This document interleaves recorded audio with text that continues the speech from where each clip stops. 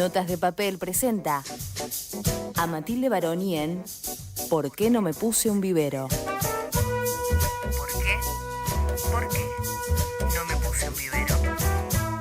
¿Por qué?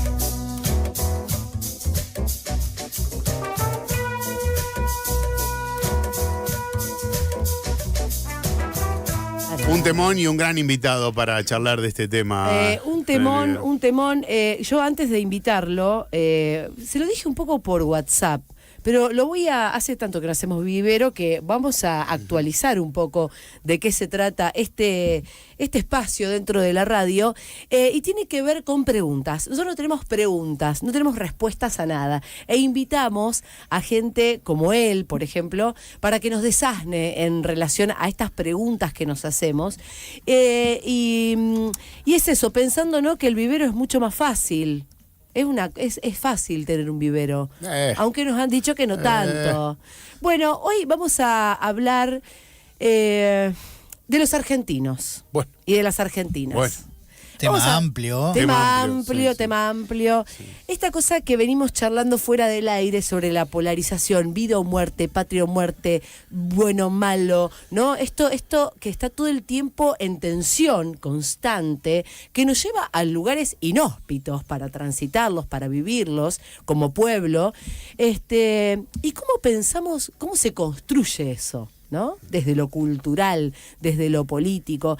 Entonces, yo dije, hay que hablar con él, porque ¿quién otra persona nos va a desasnar en relación a este tema? Él es sociólogo, es antropólogo, es investigador, y para mí es una persona que obviamente nosotros respetamos mucho y creo que va a tener ciertas respuestas a esto. Así que yo quiero pedir un fuerte aplauso para Pablo Semán. ¡Bienvenido!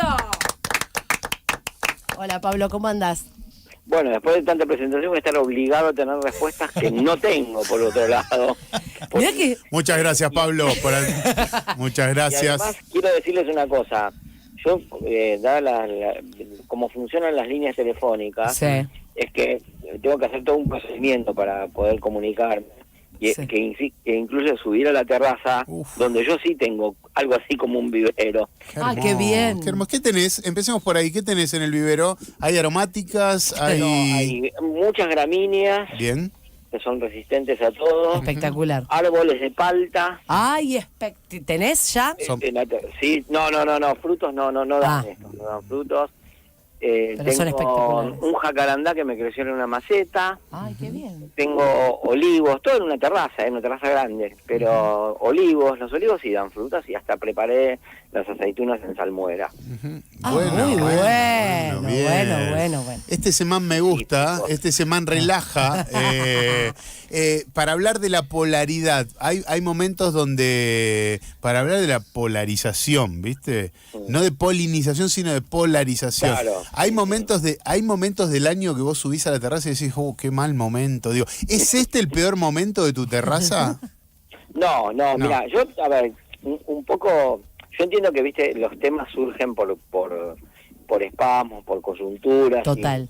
Y la disciplina que yo más admiro de las ciencias sociales es la de los historiadores, que, digamos, siempre pueden poner las cosas en perspectiva y aprender, y las cosas que yo he trabajado sobre estos temas en un libro muy grande, pero que yo tuve unos pequeños aportes, que se llama Pasiones Nacionales, hace muchísimo tiempo. Ya podíamos ver algo que yo puedo responderles ahora, ¿no? A ver, Argentina es un país de oposiciones dicotómicas, casi diría desde su nacimiento, ¿no? No deberían ser una novedad, o no son una novedad. Nosotros cada tanto nos damos cuenta que esas polarizaciones o esas dicotomías aparecen, pero yo diría, hay una dicotomía que en los últimos 80, 90, no sé, 70 años se nos viene imponiendo de forma permanente, de la dicotomía peronismo-antiperonismo, ¿no? Y diría, no es una dicotomía que haya sido saldada más o menos democráticamente, sino hasta los últimos tiempos. En general no, pero bueno, tenemos que pensar que hubo golpes de Estado, proscripciones, bombardeos, conflicto armado, eso no es un antecedente tan lejano para entender nuestro presente. Oposición que vino a relevar a otra oposición que por otro lado no está muerta, que es la oposición civilización y barbarie. No importa si eso se puede sintetizar, si está mal planteada, pero digo, esa oposición nos reguló bastante la historia del país y fue reabsorbida al interior de la oposición peronismo, antiperonismo. Y otra oposición que es, yo diría, la de capital con la ciudad de Buenos Aires con el resto del país, a veces es la provincia de Buenos Aires. De hecho, un gran historiador de la Argentina, que era Alperín Dongui, decía, la historia de la Argentina es la historia de cómo las provincias resisten a la provincia de Buenos Aires, ¿no? No digo que eso sea exactamente así ahora, pero, a ver, quiero decirles, las polaridades y las dicotomías, planteadas incluso en términos de vida o muerte, y de dicotomías excluyentes, donde un poco lo que parece decirse es, para que esto exista tenemos que matar a los otros, y bueno, son parte, diría, fundante de nuestra historia. Tampoco somos tan exclusivos en eso, aunque tampoco todo el mundo es igual, ¿no? Por ejemplo, nuestro vecino Brasil ha tenido en parte dicotomías parecidas, pero al mismo tiempo es un país que es policéntrico, que es relativamente capaz de encontrar síntesis, que a nosotros nos han venido faltando, ¿no? Entonces, yo inscribiría la cuestión de las dicotomías y las polarizaciones en una larga historia, en el tiempo y a lo largo y a lo ancho del país. Cuando te escucho, lo que suele decirse, no, perdonen que yo me tome como si hubieran hecho la pregunta, que es, después viene si esto lo traen las redes sociales o qué, y yo diría, bueno, sí, pero miren, qué sé yo, no sé, por ejemplo, el reguero de independencias en el siglo XIX en América Latina ocurrió más o menos en 4 o 5 años y no había ni telégrafo. Claro. Bien, o sea que es histórico y es de muchos años. No de perder de vista esa dimensión, Sí, y nosotros, que parece que nos estamos quejando de las dicotomías, y estoy de acuerdo, no dicotomicemos entre si es histórico o es puro presente. Digamos, bueno, hay un elemento histórico muy fuerte que no hay que olvidarse. Después uno puede empezar a pensar qué hay del presente en eso, ¿no? Pero un poco lo digo por esto.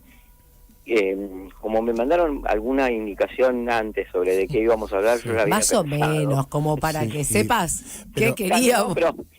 Pero lo que pensaba es esto, ¿no? Me parece que no hay que entender lo que nos sucede a nosotros en la Argentina bajo el molde de lo que aparece en la literatura de sociología y ciencia política más mainstream en Europa y en Estados Unidos, que es, para ellos, después de 70 años de paz, luego de la Segunda Guerra Mundial, aparecen tensiones que para ellos son inusitadas. Y está bien, ellos perciben que eso es nuevo. Nosotros, que no hemos tenido un relevo pacífico de presidente, salvo hasta hace poquísimos años, y bueno, tenemos otra historia. No, ustedes piensen que nosotros tuvimos durante todo el periodo en Europa hubo democracia armonizada con el capitalismo. En ese periodo nosotros tuvimos más golpes de Estado que nunca. Claro. Y para traerte a la actualidad, pienso, ya que nos hiciste un mapeo histórico de una sinopsis muy contundente para radio, estaba pensando en la política antipolítica, que puede ser una dicotomía que a priori es muy reduccionista, pero que tiene que ver con cómo se lee este tiempo, digamos, porque también se contaminan esas mismas, esos mismos dichos, ¿viste? No, desde el hacer política se habla de la antipolítica. ¿Y qué es la antipolítica, en todo caso? Mira, yo celebro que vos tengas la duda, porque hace, no sé, 15, 10, 20 años, alguien decía, sobre todo en los medios de comunicación, o entre universitarios, o entre militantes políticos, bastaba decir esto es antipolítica para descalificar lo que estaba diciendo alguien, ¿no? Y hoy no podés descalificar lo que dice alguien con el mote de esto es antipolítica, porque lo que yo creo que está ocurriendo, y eso es relativamente novedoso en los últimos 40 años de historia argentina, yo diría desde el inicio de la democracia, es que la mayor parte de la población tiene en relación a la política un rechazo enorme. Y hemos pasado de la distancia, de no esperar nada, a el rechazo y una relación, digamos, más o menos belicosa con la política, hasta otra que yo diría que es reacciones más viscerales, de miedo, porque la política es un agente de daño, o de asco, o de rabia, y entonces uno empieza a entender que la antipolítica es medio otra cosa, ¿no? Porque es mayoritaria. Y yo diría, yo que vengo trabajando bastante sobre eso, y que me aparece el dato incluso aunque no lo busque, porque por ahí no estoy trabajando sobre eso, pero me vuelve a llamar la atención que esté ese fenómeno, hay una reacción de apatía o de antipatía respecto de la política que no es para nada desinformada. Claro. ¿No? Claro, comprendo dónde vas. Estaba escribiendo justamente una cosa en estos tiempos, que es que, bueno, hay una despolitización politizada, claro, una salida de la política politizada, que es que mucha gente sabe en qué anda la política, qué hacen los políticos, y la verdad es que le parece muy mal todo lo que hacen los políticos, y ha hecho todo tipo de experiencias, ¿no? Esa gente, y dice, bueno, yo no sé más qué esperar, más bien hay una especie de desazón, pero es una desazón informada, hay gente que, además, sus criterios, uno puede decir, bueno, ven demasiado rápido, scrollean y con eso ya concluyen, y, bueno, está bien, pero hay cosas que basta scrollear para poder sacar la conclusión. No son tan diferentes los politizados que sacan conclusiones de su scrolleo, ¿no? De su pasaje por las redes, sobre todo por Instagram o por TikTok. No son tan diferentes los politizados de los que nosotros llamamos antipolítica, que son, yo diría, gente politizada que se siente huérfana de opciones. Total. Pablo, otro tema de coyuntura que genera mucha polarización, se ha dado mucho en los últimos años a partir del nuevo gobierno, que para mí es muy curioso, es el de Estado versus antiestado. Y lo curioso es que muchos sectores que respaldan el antiestado son sectores que están protegidos, amparados por las políticas de Estado. ¿Vos cómo ves esa cuestión de...? Sí. Sí, no, ¿qué me ibas a decir? Perdón. No, esta cuestión tan particular, insisto, de personas que parece que fueran contra sus propios intereses. Se me complica mucho, primero porque no sé, o sea, obviamente que yo trabajo sobre esas cosas, investigo esas cosas y todavía estoy perplejo, pero creo que la perplejidad que tengo tiene que ver con que yo mismo estoy atado a las condiciones que permiten hacer tu pregunta. Y las condiciones que permiten hacer tu pregunta son condiciones, lo digo para vos y para mí, y para todos los que nos escuchan, son condiciones vencidas, son cosas que ya pasaron. Esta gente que vota contra el Estado y al mismo tiempo recibe algún tipo de beneficio del Estado, bueno, yo no sé si situarlos exclusivamente como contradictorios. Por ahí nos están hablando de la necesidad de nuevos paradigmas de gobierno, ¿no? Sí. La experiencia del Estado para la gente, incluso recibiendo cosas del Estado, es bastante infeliz. Yo entiendo que probablemente en Rosario alguna gente pueda percibir las cosas diferentes porque me parece que ahí no siempre se mantiene eso, me parece más bien que se pierde eso, pero una tradición relativamente reciente de intervenciones estatales, digo relativamente reciente, perdón que me meta en la política rosarina, pero que tiene que ver con las intendencias y todo eso. Con la salud pública como un ejemplo nacional. Claro, pero me parece que eso ha empezado a tener un rendimiento decreciente por factores presupuestarios, no sé exactamente los factores, no importa. Lo que digo es que incluso en lugares donde uno podría decir a priori pasaba tal cosa, lo que se nota es que la experiencia del Estado que reivindica la gente haber tenido esa experiencia, es una experiencia negativa. Entonces, ahí uno empieza a decir, ¿qué hago? ¿Destituyo de sentido eso? Le digo, no entienden nada, son unos tarados, son contradictorios, o qué es lo que realmente está pasando para que esa gente reaccione así. Entonces yo ahí empiezo a pensar algunas cosas, y es, a veces el Estado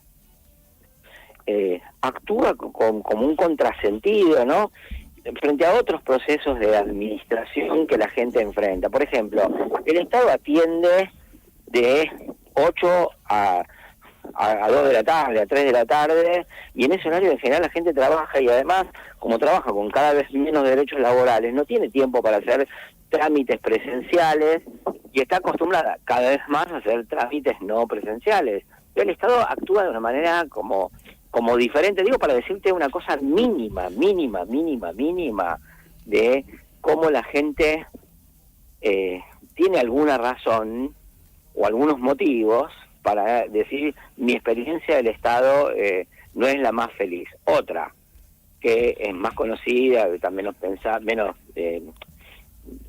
menos ausente de la visión, es el Estado durante la pandemia.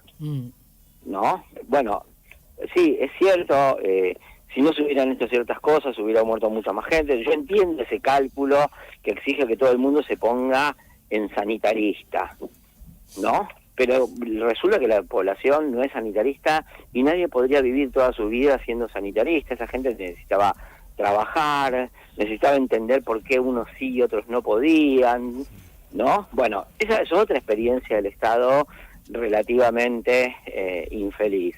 Otra, la de la seguridad, ¿no? Y esto a nivel nacional, no estoy hablando solo de Rosario, que a veces se lleva todos los titulares.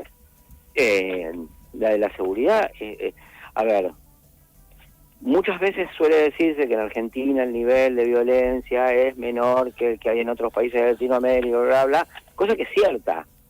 Pero la gente que sufre los problemas de inseguridad, que aparte muchas veces están estratificados, no puede estar pensando en la tasa de muerte de ciudadanos cada 100.000 habitantes. Piensan al otro le robaron el celular, me pueden robar a mí, o en cada familia se reponen, no sé, 3, 4, 5 celulares por año, por robos. Y esos robos no son cartas que nos envían las personas que nos roban los celulares y dicen, por favor, señor, me podría dar su celular. Son episodios violentos, traumáticos, ¿no? Entonces, bueno, hay una serie de experiencias de la relación con el Estado que para mucha gente resultan negativas, y se entiende entonces que traten al Estado como casi como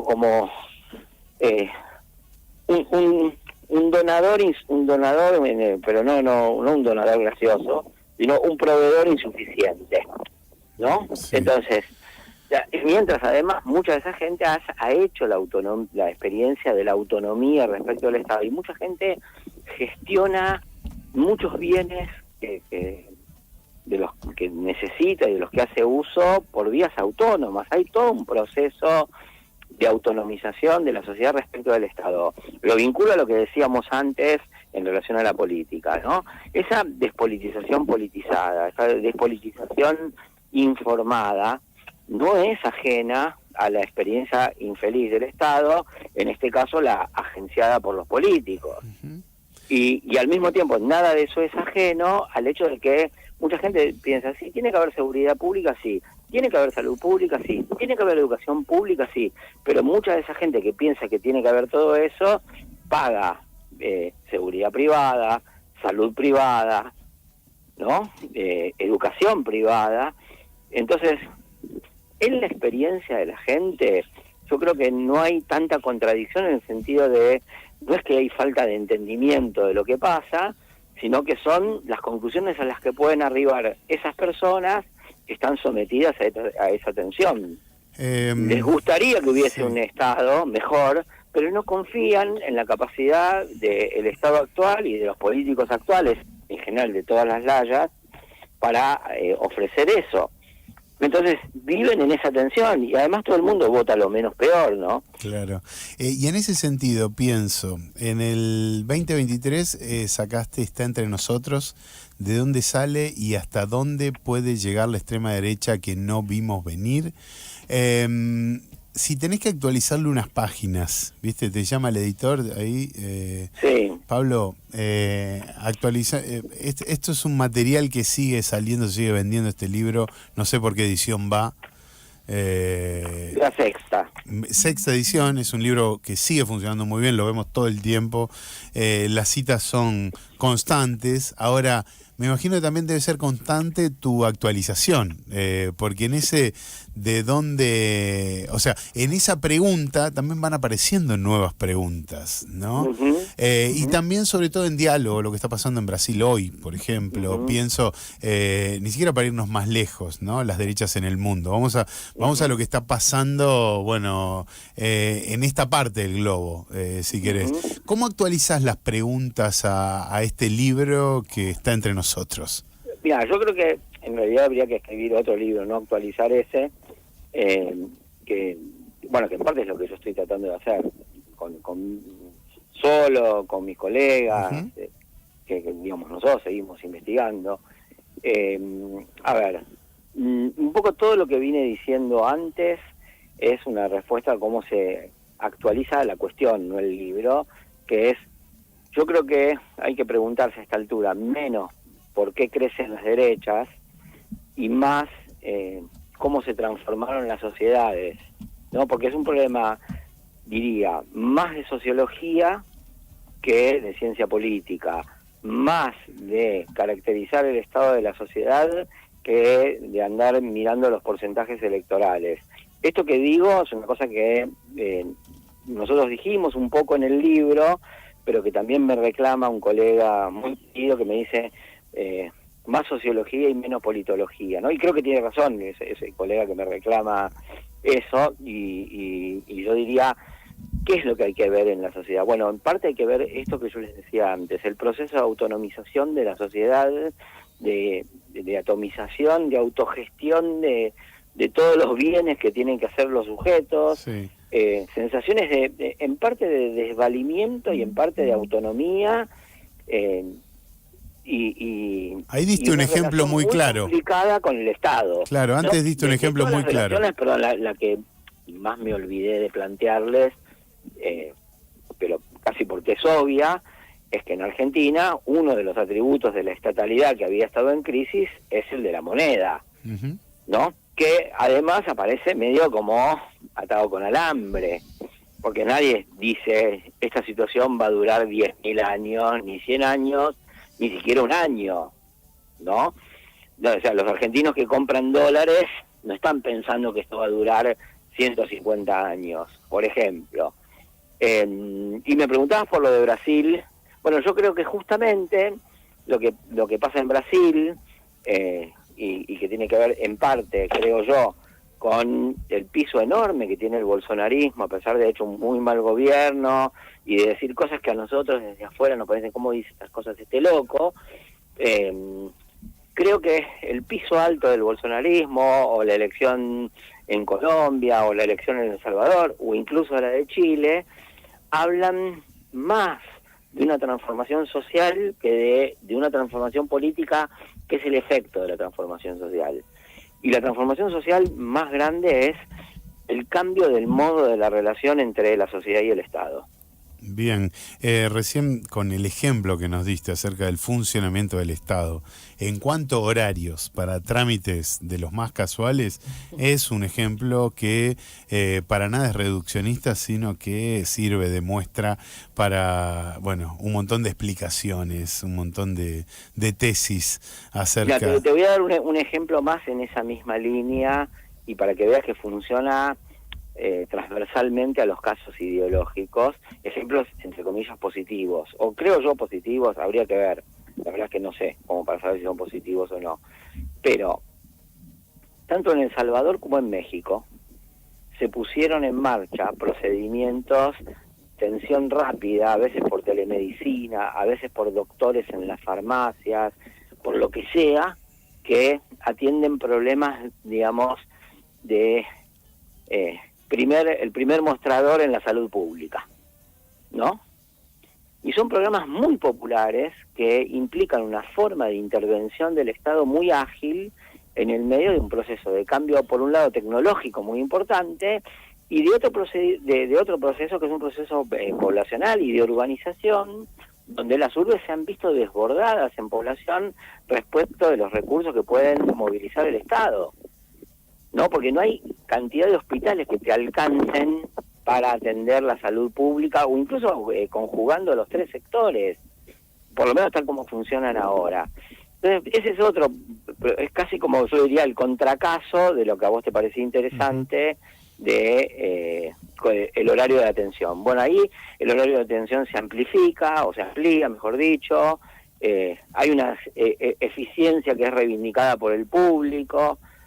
Entonces, obviamente que hay una especie de... El Estado funciona como en el siglo XIX o XX y la sociedad funciona como ahora, que es otro siglo, el siglo XXI. Pablo, por suerte te venís seguido a Rosario. La próxima la seguimos acá en los estudios. Y es un tema de nunca acabar. No, porque hay muchas. cuando me gusta ese amigo que te picantea y te dice más sociología. Sí. Porque se llama Ariel Wilkis, hizo un libro maravilloso sobre la deuda. Qué bueno. Y nada, sí, es un... O sea, creo que es... a ver, vos me decías cómo actualizar las ideas, ¿no? Y eso estaba planteado en nuestro libro en parte, Sí. Y en algunas cosas que escribí más o menos en la misma época, o antes, pero realmente, si yo tuviera que tomarme muy a pecho una crítica, es esta que nos plantea Ariel. Uh-huh. Te mandamos un fuerte abrazo, gracias por atendernos. ¿El perro es tuyo, el que ladraba? Porque No sé, ustedes habrán escuchado o tendrán alucinaciones auditivas yo o escuché- eran ruidos... no, al principio del escuchaba un viento. perro y digo, no me diga que subiste a la terraza, dejaste el perro ahí. No Ah, tengo perro, tengo gatos, claro, pero no. El del vecino. perro y el gato no ladra, estoy casi seguro. No.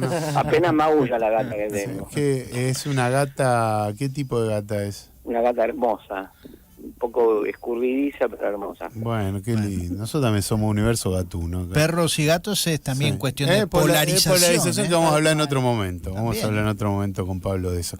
Gracias, Pablo, por atendernos. Abrazo grande. Bueno, muchas gracias a ustedes. Un abrazo. Siempre un gusto que Otro. nos hagas pensar. Chau.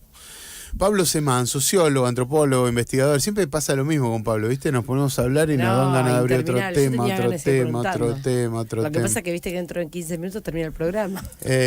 Nos queda, Mauro, que tiene que ver con el tema. Polarización. Política. Se viene, nos queda algo de deporte también. Tenemos una canción y seguimos con mucho más notas de papel aquí en Universidad. Pablo Semán pasó por estos micrófonos y nos deja pensando, reflexionando.